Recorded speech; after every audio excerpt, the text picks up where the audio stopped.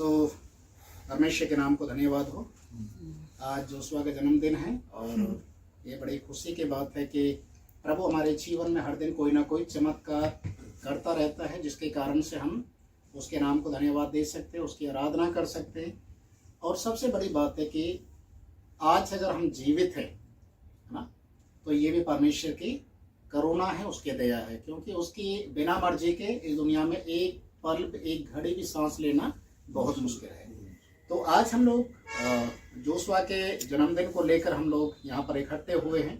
और आज मैं जोशुआ जो बाइबल के अंदर जिसे एक जोशुआ एक हीरो के नाम से जाना जाता है, और एक तरीके से बोला जाए कि सबसे बड़ा एक लीडर के रूप में, फाइटर लीडर जिसे बोला जाता है, तो एक जोशुआ ही था जिसने पूरे इस्राएली कौम को कनान देश के अंदर वो लेकर गया, युद्ध लड़ा, जीतते गया और परमेश्वर के अनुग्रह में बढ़ते गया।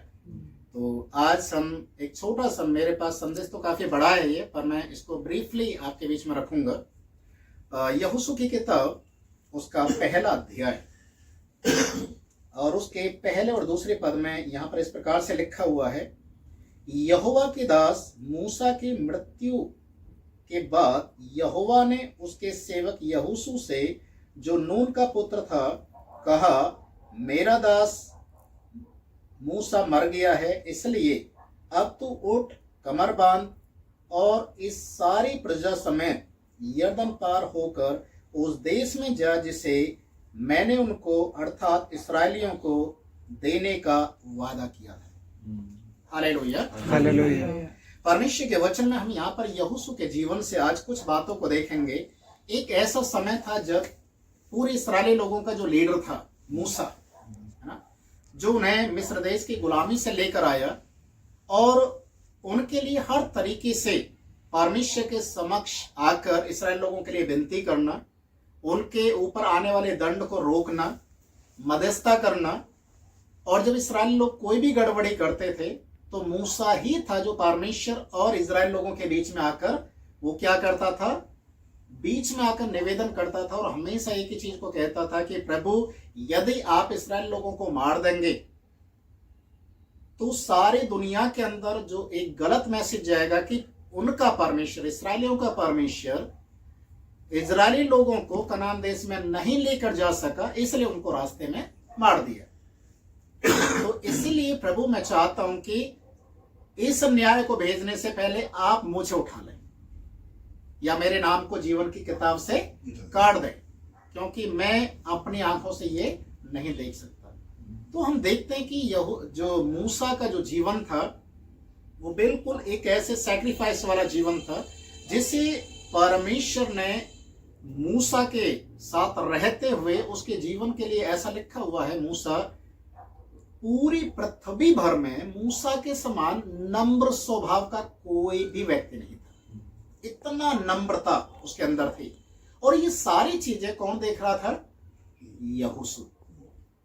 यहोशू देखिए मूसा के घराने में नहीं आता, ना उसका बेटा है ना भाई है, पर बाइबल हमें एक बात को बताते कि यहोशू मूसा का अनुचर था। अनुचर का मतलब जानते हैं? सेवक, शिष्य, जो उसकी सेवा करता था।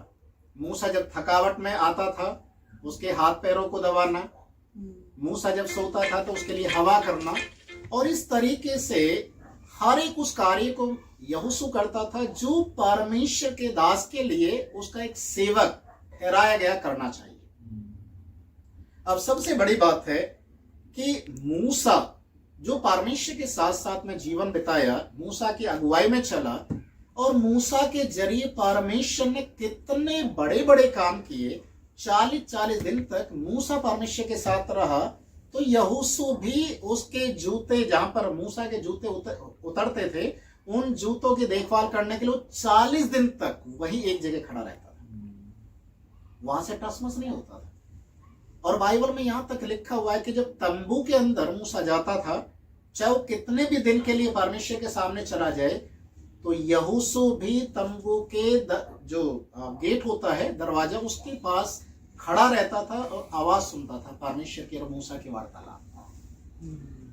तो हम देखते हैं कि यहोशू के जीवन के अंदर हमेशा आज्ञाकारिता उसके अंदर बना रहा है।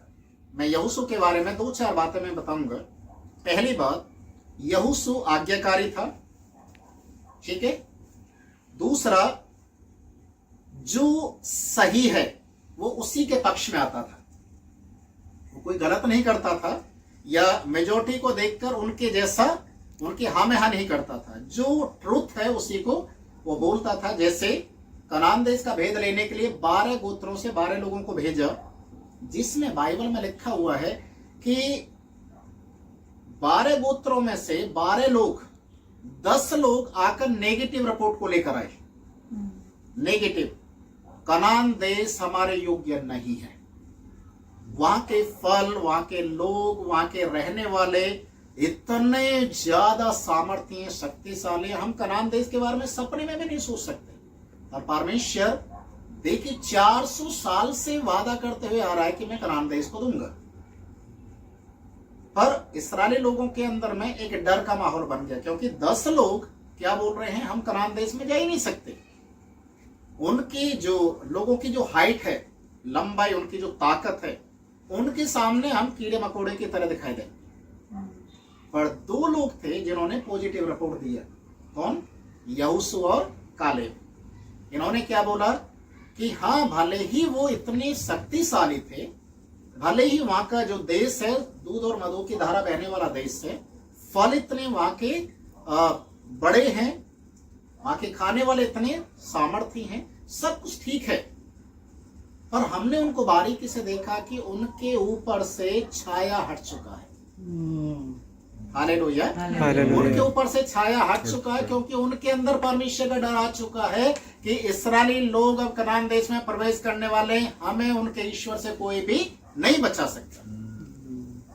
तो यहोशू और कालेब भी थे जिन्होंने पॉजिटिव रिपोर्ट दिया, नहीं तो सभी ने क्या किया, नेगेटिव रिपोर्ट देकर इस्राएल लोगों के गुस्से को और भीड़ आने वाला काम कर दिया। तो बाइबल हमें बताते हैं कि इस्राएली लोग जो 10 लोगों के कहने में आकर उनके बहकावे में गलत रिपोर्ट सुनने के कारण से वो इतने ज्यादा आग बबूला हो गए कि मूसा को भी और यहोशू कालेब को पत्थरों से मारने के लिए वो पत्थर भी उठा चुके थे। पर यहोशू, कालेब और मूसा ने उन लोगों को शांत करने के लिए अपने तन के कपड़ों को फाड़कर अपने दुख को बयान किया कि हम जो कह रहे हैं, हमारा परमेश्वर हमारे साथ में है, जब वो मिस्र देश से हमें निकाल सकता है, लाल समुद्र के बीच में से रास्ता खोल सकता है, जो इतने बड़े बड़े काम कर सकता है, वो कनान देश के अंदर भी हमें लेकर जा सकता है। तीसरी बात, यहोशू एक योद्धा था। योद्धा, युद्ध करना वो जानता था। जब आप निर्गमन की किताब उसके 17 अध्याय को आप पढ़ेंगे तो वहां पर लिखा उसके 10वें पद में, पहली बार युद्ध अमालेकी के लोगों के साथ जब हुआ तो परमेश्वर के दास मूसा ने यहोशू से बोला, क्या तू अगुवाई करेगा, क्या तू युद्ध करने के लिए जाएगा? जबकि इस्राएल लोग गिनती में बिल्कुल जरा से थे और अमालेकी के लोग एक बड़ी भीड़ को लेकर आए थे।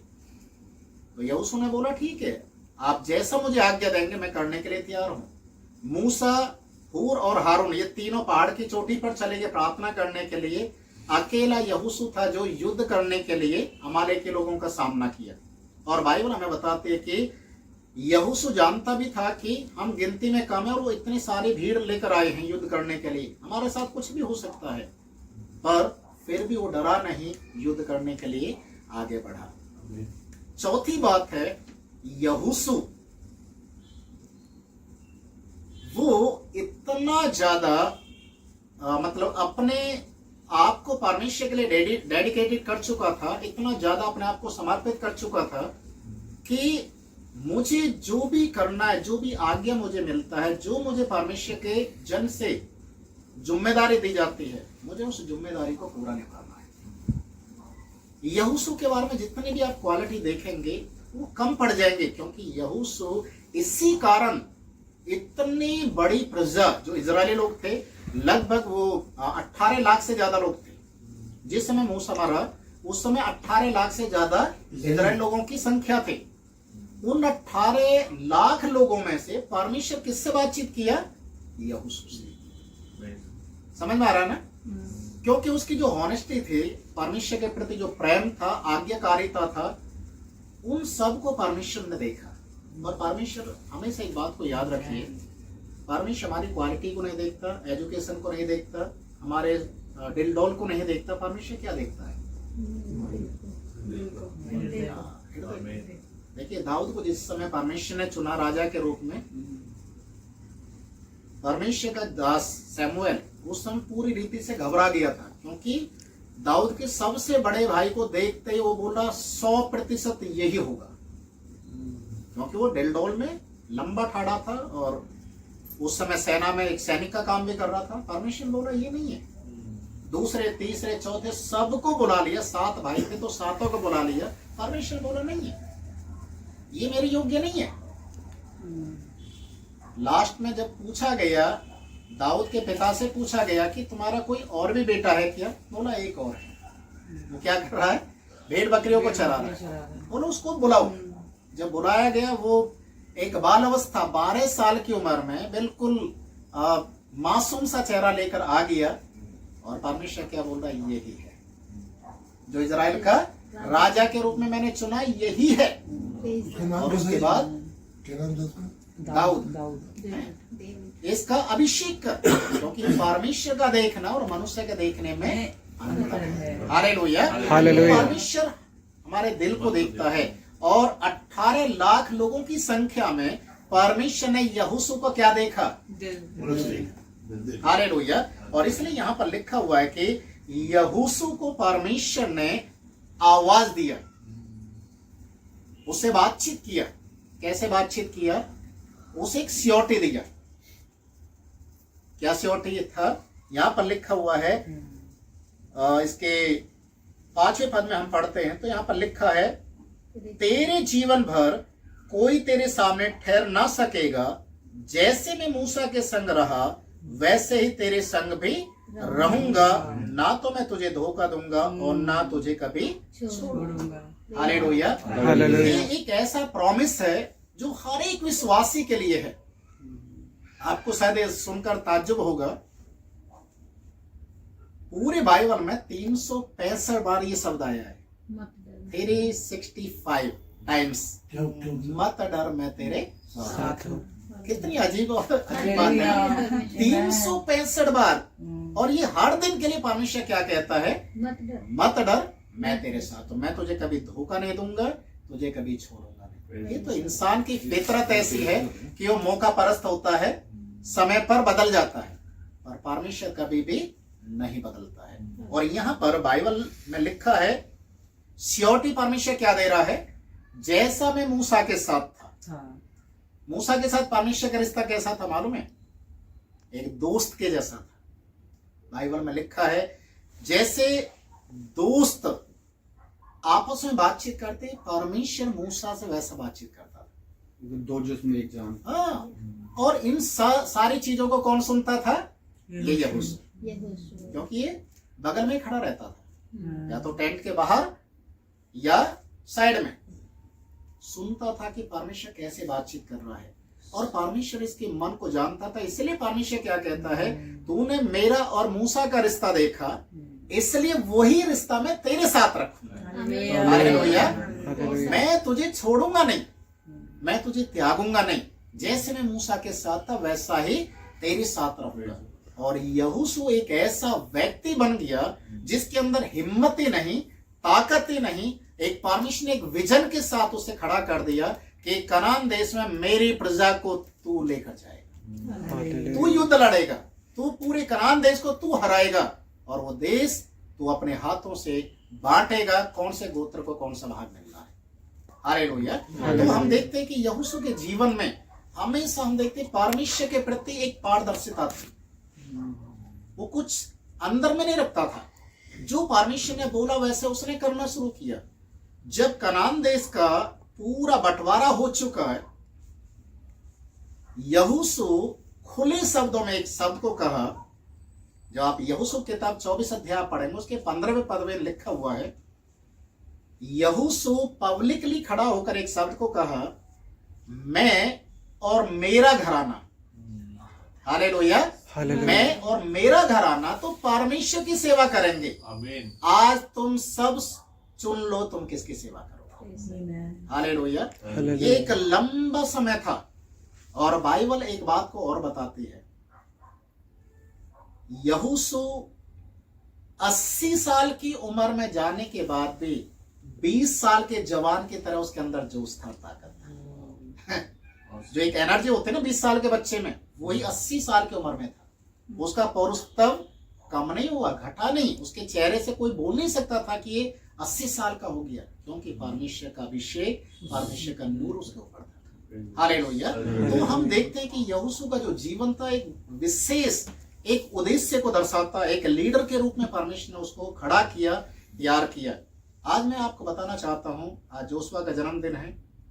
हर एक नाम के पीछे एक अर्थ छिपा हुआ है। आपको मालूम है जोशुआ नाम का अर्थ क्या है? हैं? Jesus Christ.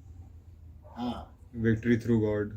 Victory through God, परमेश्वर के द्वारा मुक्ति और उद्धार। Hallelujah, hallelujah. छुटकारा, जो हमारे यीशु मसीह के नाम का भी अर्थ वही है।